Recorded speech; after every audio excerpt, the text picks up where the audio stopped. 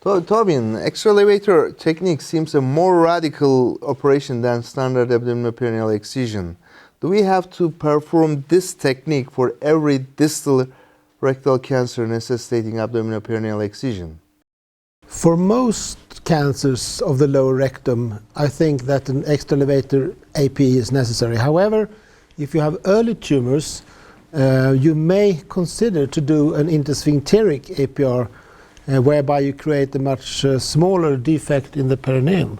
On the other hand, if you have a more advanced tumor, you may have to do an ischoanal APR to remove more fat outside the levator muscle. So with the new concept of APE, we have three different types of APE: intersphincteric, extra elevator, and ischoanal, and we have to adopt the technique to the tumor and to the patient. Could you explain about the location of the tumour and the type of operation that you need to do? You mean consider the height of the tumour or? The height. The height.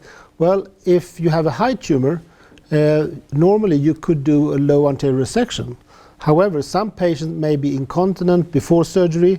They may have other contraindications to perform a low anastomosis. In those patients, an intersphincteric APR is a good option.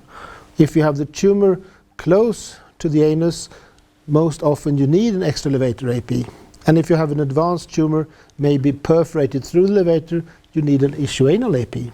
So you have to adopt your technique to the preoperative staging, and you should stick to that.